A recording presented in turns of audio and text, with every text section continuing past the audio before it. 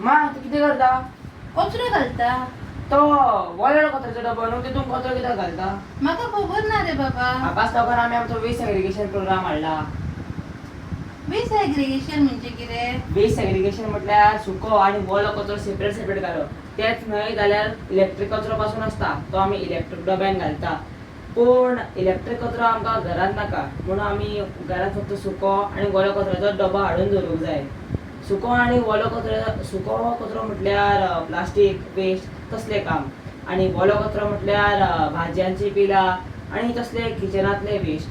आणि दोन्ही कचरे जर आमी एकूच डब्यान घातले जाल्यार ते वांगडा मिक्स जातले आणि सेग्रिगेट करपाक सामके मुश्कील जातले.